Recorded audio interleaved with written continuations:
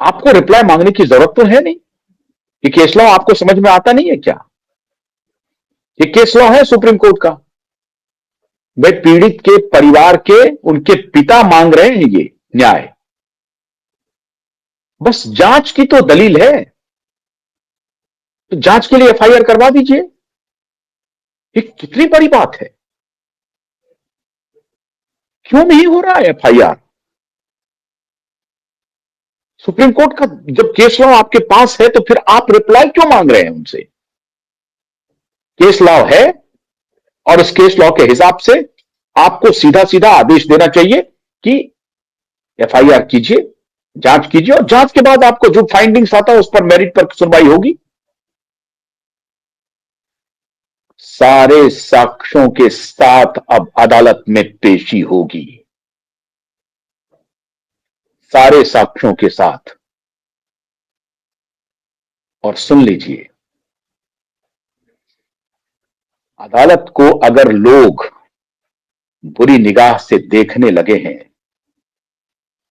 तो आपको अपने कृतित्व पर चिंतन करना चाहिए। आपके लिए चिंतन का वक्त आ गया है। माननीय जजेस, माननीय न्यायाधीश महोदय, आप सबके लिए चिंतन का वक्त आ गया है। पूरा देश देख रहा है किस प्रकार से नेताओं के साथ मिलकर के, पुलिस के बड़े ऑफिसर के साथ मिलकर के हॉबनॉबिंग करके वारे न्यारे हो रहे हैं अदालत परिसर में। खेल चल रहा है। पटना में जब पहले दिन सुनवाई हुई, 2 बजे रखा गया, बॉम्ब का हॉक्स कॉल हो गया कि बॉम्ब प्लांट कर दिया है कैंपस में। पूरी सुनवाई ही टल गई। ये चल रहा है देश में। लेकिन जब सुशांत के परिजन ने अब कहा है कि हम रिप्लाई प्रोटेस्ट करेंगे, तो ये नींद उड़ रही है और इन सबको लग रहा है कि किसी प्रकार से दिशा सालियान के केस को डिरेल कर दो। समझ में नहीं आ रहा है कि करूं क्या। तो पहले नीलेश ओझा को घेरो और उसी दिन तारीख लगाओ जिस दिन की दिशा की केस की तारीख है। ये किसको समझ में नहीं आएगा? आप क्या समझते हैं कि देश की जनता बेवकूफ है? देश की जनता को आपका ये खेल समझ में नहीं आ रहा है? और अगर नहीं है तो बहुत अच्छी बात है, मैं अपनी गलती मान रहा हूं। लेकिन आपको मालूम है कि जो कुछ भी मैं कह रहा हूं वो 100% सच है।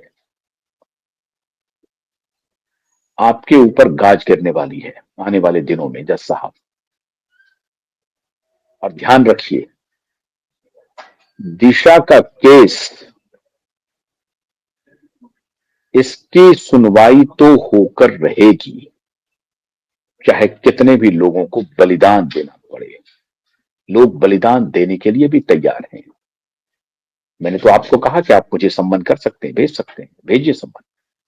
मैं आपसे अदालत में पेश होऊंगा, आपको बताऊंगा कि देश क्या सोच रहा है।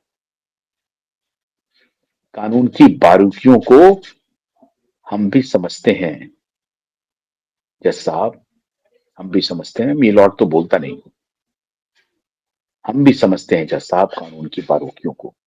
और जेल जाने की धमकी, जेल में डालने की धमकी, डालिए जेल में। सब जेल जाने के लिए तैयार हैं। जेलें खाली पड़ जाएंगी जज साहब, जेलें खाली पड़ जाएंगी अगर न्याय का इसी तरीके से न्याय को कुचला गया, अन्याय को बढ़ाने का काम अदालत करती रही, तो जेलें भर जाएंगी। मैं आपको दावे के साथ कहता हूं, जेलें भर जाएंगी। दिशा सालियान की मौत की जांच होगी, होकर रहेगी और आपको प्राकृतिक न्याय के साथ चलना पड़ेगा,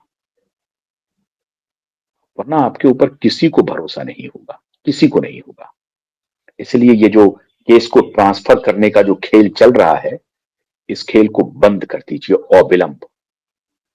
अपराधियों के साथ साठ गांठ की खबरें आ रही हैं, अपराधियों के साथ मिली भगत की खबरें आ रही हैं। कौन कौन कहां कहां क्या क्या चल रहा है, बहुत बड़ा स्टिंग ऑपरेशन आएगा। अगर करने वाले डरे नहीं, जिन्होंने मुझे ब्रीफ किया है, तो जान लीजिए क्या होगा। भूचाल आएगा। इसलिए इशारों में कह रहा हूं, गरीब माता पिता को, एक असहाय माता पिता को न्याय दीजिए। उसकी सुरक्षा की तो कोई गारंटी है नहीं।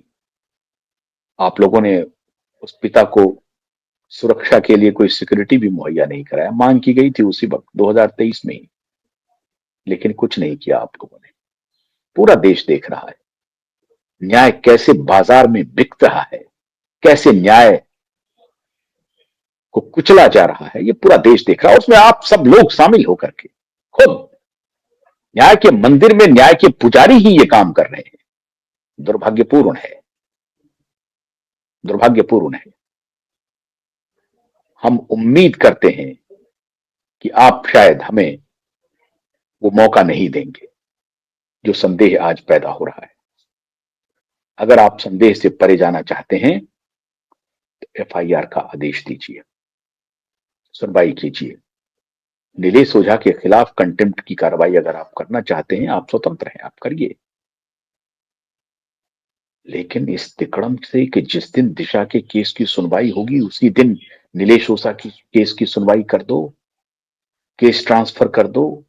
दोनों केस को देख लेंगे, रगड़ देंगे, अपनी हनक दिखा देंगे, क्योंकि आप उस कुर्सी पर बैठे हैं। आप न्याय के झंडावरदार हैं, न्याय के ध्वजवाहक हैं।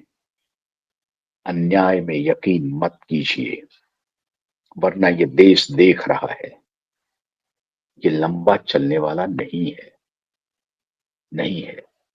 ध्यान रखिए। हम उम्मीद करते हैं कि आप हमारी अपील को सुनेंगे, दूध का दूध पानी का पानी करेंगे। नहीं तो आने वाले दिनों में बहुत जल्द, इसके लिए आपको लंबा इंतजार की जरूरत नहीं है। आ रहा है हमारे पास डेटा,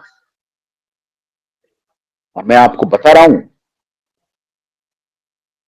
अदालत के लोग संभल जाएं। जो चल रहा है वो नहीं चलेगा, संभल जाइए। और आज मुझे पंजाब एंड हरियाणा हाईकोर्ट के जज महोदय की याद आ रही है, जिस अंदाज में वो सुनवाई कर रहे हैं। अपराधियों को, पुलिस ऑफिसर्स को, दलालों को जिस तरह से वो ले रहे हैं आड़े हाथों, मुंबई में ऐसा कुछ सुनाई नहीं पड़ रहा है, दिखाई नहीं पड़ रहा है।